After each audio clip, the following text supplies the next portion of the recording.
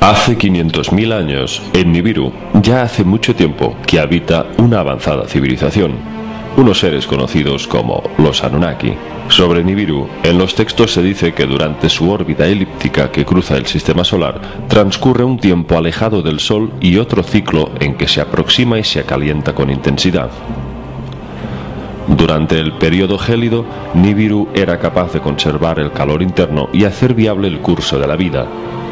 En los textos se describe a Nibiru como un planeta de exuberante vegetación, con abundantes lluvias y mucha fauna habitando ríos y mares.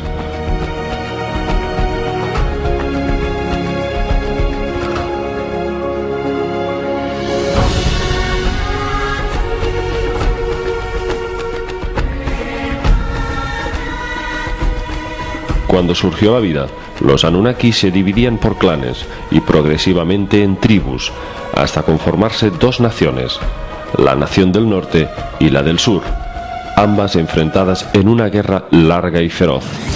El planeta estaba sumergido en una destrucción y desolación constante. Después se declaró una tregua y más tarde se hizo la paz. Que las naciones se unan, se dijeron los emisarios entre sí. Que haya un trono en Nibiru, un rey que reine sobre todos. Que haya un líder del norte o del sur elegido a suertes, un rey supremo ha de ser. El bando del norte salió elegido a suertes como el rey. Entonces, una reina del bando del sur se casó con él. Norte y sur por matrimonio se unieron. Este primer rey que gobernó Nibiru se llamaba An, el Celestial, quien decretó nuevas leyes y construyó una hermosa ciudad llamada Ágade, que significa unidad y que simbolizaba la unión entre norte y sur. Del rey An fue descendiendo un largo linaje real. El cuarto en reinar fue Anshargal, quien decretó unas leyes de sucesión que generaron gran escándalo y polémica por ser bastante confusas. Lo que Anshargal y su esposa decretaron fue que cada rey que gobernara tendría derecho a más de una mujer, es decir, concubinas. Luego debería elegir a una como primera esposa. Sin embargo, la sucesión del trono no recaería en el hijo primogénito, ni necesariamente el hijo de la primera esposa. Solamente tenía validez la llamada ley de la simiente. Según esta ley, por encima de esposas o concubinas o hijos primogénitos, lo que prevalecía verdaderamente era el lazo de sangre más estrecho, que por lo general venía dado por la unión entre dos hermanastros. Es decir, el rey se casaba con su hermanastra. Que en lo sucesivo, el hijo de una hermanastra, cuando quiera que nazca, por encima de todos los demás hijos, alcance la sucesión. Cuando llegó el séptimo reinado, a manos del rey Du-Uru, el planeta Nibiru empezaba a resentirse de unos trastornos que nadie comprendía. Los contrastes térmicos eran cada vez más acuciantes. En algunas regiones el calor era sofocante, en otras el frío diezmaba las cosechas y enfermaba a los pueblos. En Ágade, la ciudad del trono, se reunieron los máximos eruditos y sabios en todas las áreas para averiguar las causas del desastre. En la atmósfera se ha hecho una brecha. Ese fue su hallazgo. La atmósfera se había creado por las erupciones volcánicas. Su herida había tenido lugar por la disminución de erupciones. Mientras, la fertilidad en el palacio estaba ausente. El rey Du-Uru no concebía hijos y así se interrumpía la sucesión al trono por simiente. Un día, la esposa del rey encontró un bebé en la puerta del palacio y lo adoptaron. Le llamaron Lahma. Cuando creció, el rey le nombró heredero legal, con lo cual generó serias protestas entre los príncipes del consejo. Era la primera vez que se violaba la ley de la simiente, cediendo el trono a alguien ajeno al linaje real. Lahma ascendió al trono como el octavo rey de Nibiru, pero para entonces la civilización se estaba enfrentando a una lenta extinción debido al debilitamiento de su atmósfera. Las lluvias se negaban, los vientos soplaban más fuerte, las plagas en el campo eran mayores que nunca, en las tierras había una maldición, los pechos de las madres se secaron. El aire de Nibiru se había hecho más tenue, el escudo protector había disminuido. Los sabios reunidos aportaban distintas alternativas para sanar la atmósfera. Si estaba tan débilmente dañada, tanto los rayos cósmicos como los del Sol podían pronto aniquilarles a todos. Había que buscar una solución cuanto antes. Los remedios se debatían con avidez. Se consideraron formas de vendar la herida urgentemente. Se intentó un nuevo escudo que envolviera al planeta, pero todo lo que se lanzó hacia arriba cayó de vuelta al suelo. Estaba claro que los gases de los volcanes contenían los elementos que conformaban la atmósfera de Nibiru, pero al haber disminuido no sabían cómo activar más erupciones. Que con invenciones se potencien nuevas erupciones, que los volcanes escupan de nuevo, decían los sabios. Pero el rey Lahma no actuaba, y el pueblo empezó a acusarle de ser pasivo e incapaz de tomar decisiones. Poco a poco la comida y el agua empezaron a escasear. En la corte real crecía la tensión entre los consejeros. Los príncipes presionaban al rey para que tomara una decisión, pero Lahma ignoraba sus quejas y súplicas y solo se refugiaba en las débiles palabras de su asustada esposa. Supliquemos al gran creador de todo. Suplicar, no actuar, es la única esperanza. Mientras el rey rezaba asustado sin querer afrontar la situación, en el palacio ya se estaba gestando un golpe de estado para destronar al rey. Un príncipe llamado Alalu fue el instigador y el primero en alzar las armas contra el rey. «Que Lahma ya no sea más el rey», gritó. «Que la decisión sustituya a la vacilación». Los príncipes hicieron caso a sus palabras. Las puertas del palacio abrieron con violencia. A la sala del trono, como aguas en avalancha, llegaron. El rey escapó a la torre del palacio. Alalu fue en su persecución. En la torre hubo lucha. Lahma cayó muerto.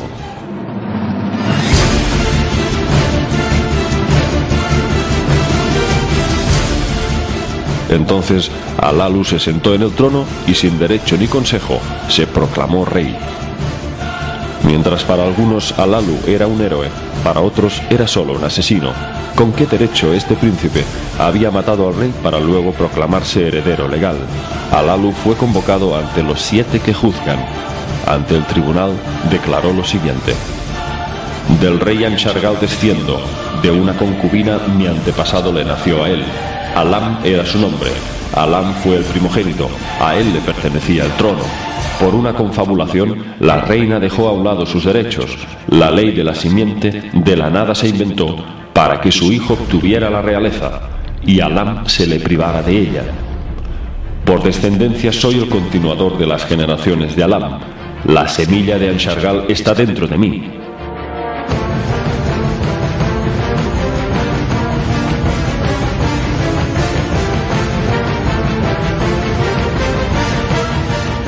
El consejo revisó minuciosamente los anales reales de la Casa de Registros. Comprobaron que efectivamente, después de Anshargal, la ley de sucesión fue cambiada por la ley de la simiente. De este modo, el hijo del rey Anshargal, llamado Alam, no pudo reinar aún siendo el primogénito, y ascendió al trono el hijo de Kishargal, por ser esta la hermanastra del rey. Después de que Duru no concibiera hijos y cediera el trono al niño adoptado, Lahma, la ley de la simiente quedaba interrumpida. Por ello, Alalu era por ley el descendiente más directo para reinar. Todos estuvieron de acuerdo y le nombraron rey.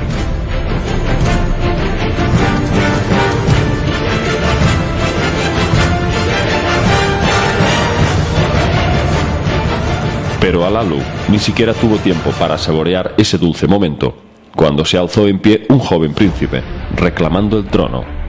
Decía llamarse Anu, por ser antepasado de An, el primer rey que gobernó Nibiru. Hubo una exclamación. Aquellas palabras levantaron una gran expectación. Anu afirmaba ser descendiente del tercer hijo del gran rey An, y por lo tanto procedía de una simiente más pura.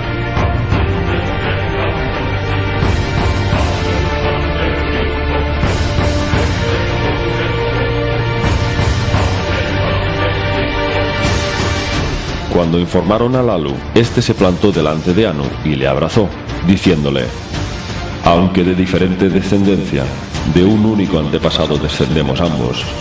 Vivamos en paz, juntos devolveremos la abundancia a Nibiru. Déjame conservar el trono, conserva tú la sucesión». Alalu pidió a Anu que un hijo suyo se casara con su hija para así unificar la sucesión. Anu aceptó el trato y así se inscribió en los anales reales. Conservando pues Alalu su reino, se propuso actuar con inmediatez para reparar la atmósfera dañada de Nibiru. Para ese fin, los sabios le aconsejaron que solo un metal podía molerse hasta el polvo más fino para dejarlo suspendido en la estratosfera y crear así una barrera protectora para su atmósfera. Solo el oro reunía las propiedades idóneas para ese fin. El problema es que no había apenas oro en Nibiru. Los científicos habían detectado grandes cantidades en el cinturón de asteroides del sistema solar. Ellos lo llamaban el brazalete repujado.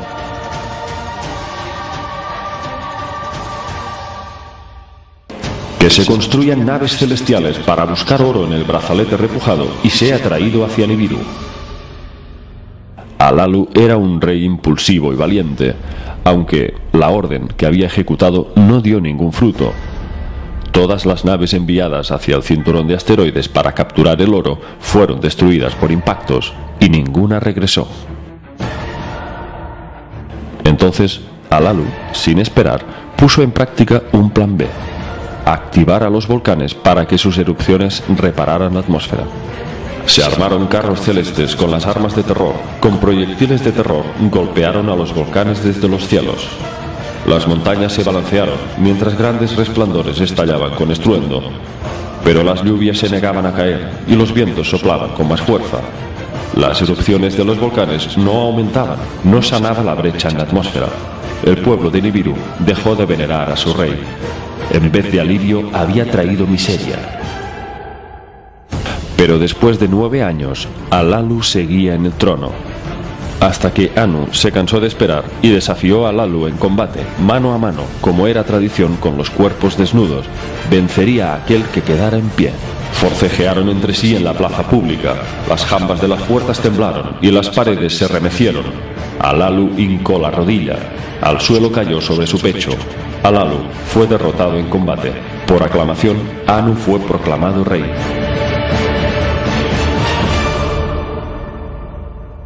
Entonces, en medio de la agitación de las masas, Alalu se escabulló sigilosamente, por miedo a terminar muerto como Lahma. Pensó que Anu vendría a por él. Alalu se dirigió hacia el lugar de los carros celestiales y se subió en uno, cerró la puertezuela y ocupó el asiento del comandante. En los textos se dice que Alalu encendió un dispositivo llamado Lo que muestra el camino, y una gran cámara se llenó con un aura azulada, lo que hoy en día podría interpretarse como una especie de pantalla con sistema de rutas, algo parecido a un GPS o un mapa estelar. Levantó las piedras de fuego. El zumbido de estas, como la música, era cautivador. Avivó el gran quebrantador del carro. Arrojaba un resplandor rojizo. Sin percatarse nadie de ello, Alalu escapó de Nibiru en la nave celestial. Hacia la nívea tierra puso rumbo a Alalu. Por un secreto del principio, eligió su destino.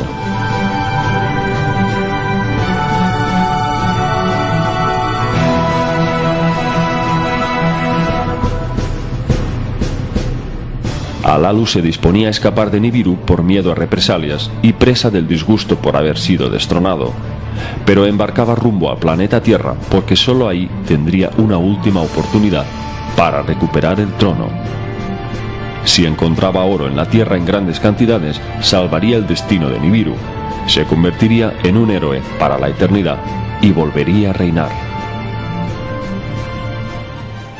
Pero ¿cómo sabía Alalu que en la Tierra había oro? La respuesta se hallaba en el cinturón de asteroides. Varias sondas habían revelado la presencia de grandes cantidades de oro entre esas rocas que habían pertenecido al antiguo planeta Tiamat, el astro acuoso que Nibiru había partido en 2 mitades, y ahora la Tierra era todo lo que había quedado de él. La gran aventura estaba a punto de empezar.